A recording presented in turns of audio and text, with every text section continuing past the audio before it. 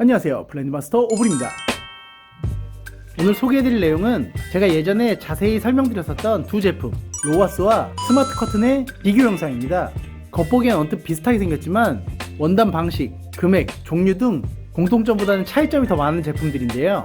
로와스, 루미넷이라고 불리는 제품은 편의상 로와스라고 부르고, 버티플, 스마트 커튼, 유니슬랫이라고도 불리는 제품은 편의상 스마트 커튼이라고 하겠습니다. 어떤 점이 같고 어떤 점이 다른지 한번 보시죠.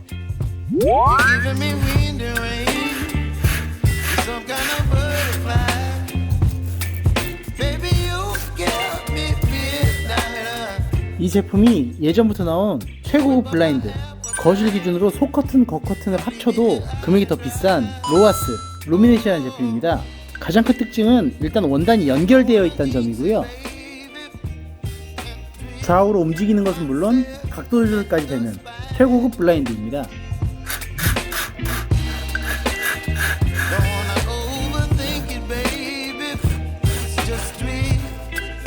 버티컬 레일을 공용으로 쓰기 때문에 움직이는 줄과 각도 조정하는 볼체인, 이런 식으로 두 줄로 작동할 수도 있고, 나중에 보여드릴 스마트 커튼처럼 조작봉으로도 제작 가능합니다.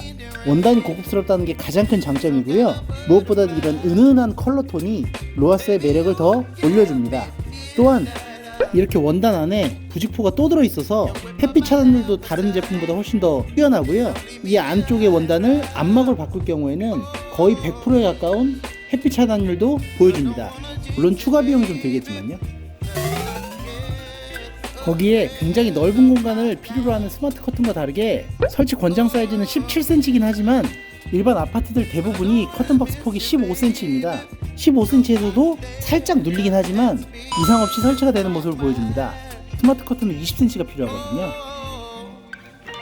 하지만 장점이 있다면 단점도 있는 법. 이 로와스의 가장 큰 단점은 아무래도 아까 말씀드린 대로 가격입니다. 수입 제품 루미넷일 때 수백만원 하던 걸 국산화시켜서 많이 다운시키긴 했지만 그래도 설치하기엔 조금 부담스러운 가격인 건 당연하고요.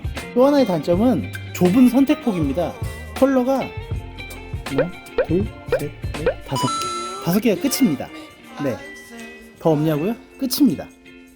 화이트, 아이보리, 그린, 피치, 그레이. 요즘 콤비 블라인드 하나만 해도 수백가지, 수천 가지 컬러가 나오는데 이 로와스는 5가지 폭에서 골라야 된다는 점이 조금 아쉬운 부분입니다. 그래서 화이트의 판매량이 절대적으로 많고요. 또한 2m 80cm 정도로 높이 제한이 있는 것도 좀 아쉽습니다. 그래서 일반 아파트나 주택 같은 경우는 상관없겠지만 높은 전원주택이나 상가 같은 곳에는 애초에 원단 길이가 안 나오기 때문에 설치 자체가 불가능합니다.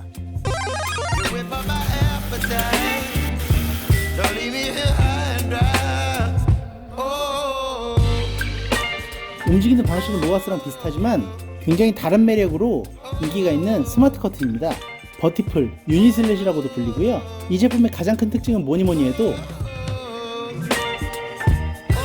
이렇게 한 장 한 장 떨어져 있는 원단 구성입니다. 원단이 전부 연결되어 있던 로와스와는 다르게 이렇게 한 장 한 장 떨어져 있으면서 가장 큰 특징이 두 가지가 있는데요. 첫 번째로는 원단이 지저분해지면 세탁이 가능하다는 점과 두 번째로는 여러 가지 컬러를 배색이 가능하다는 점입니다. 한 가지 컬러로 거실 같은 곳을 전부 구성하는 것도 가능하지만 커튼처럼 마치 사이드에 배색을 넣음으로써 블라인드임에도 불구하고 여러 가지 원단 조합이 가능합니다. 또한 2m 80cm 정도의 높이 제한이 있던 로와스와 달리 높이 제한 없이 아주 높은 것까지 설치가 가능해서 전원주택, 높은 상가 같은 경우도 예쁘게 꾸미실 수 있습니다. 다만 높을수록 이 조작봉이 길어지면서 조작은 살짝 힘들 수도 있습니다. 그래서 적당한 높이에 설치하시는 게 더 좋겠죠? 또한 스마트 커튼의 큰 장점 중에 하나는 컬러, 패턴이 아주 다양하다는 점입니다. 이런 아이보리 계열의 무지 원단, 이렇게 사선 무늬, 톤 무늬 등등 다양한 컬러와 다양한 무늬의 조합으로, 예를 들면 아이보리에 당연히 이 패턴도 있고요. 네이비상의 패턴도 당연히 있습니다. 그래서 수십 가지 선택권이 있다는 점도 상당히 좋습니다. 아이가 낙서하거나 주방에서 오염이 되면 한 장 한 장 갈 수 있는 점도 아주 좋겠죠? 거기에 로하스보다는 조금 더 저렴한 금액으로 이런 커튼형 블라인드 대중화에 많이 기여하고 있는 제품입니다. 하지만 장점도 있으면 단점도 있는 법. 스마트 커튼의 가장 큰 단점이라면 고급스러움이 조금 떨어집니다.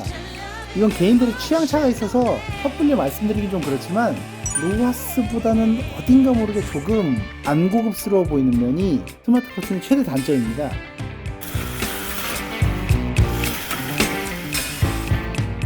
약간 내복 같다는 의견을 주신 분들도 있고요.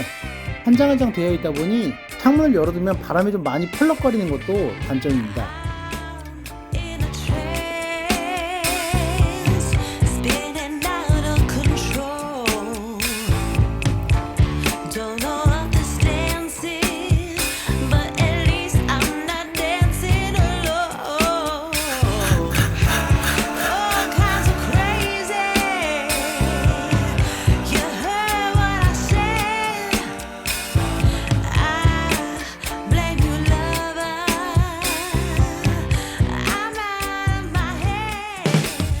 어떠신가요?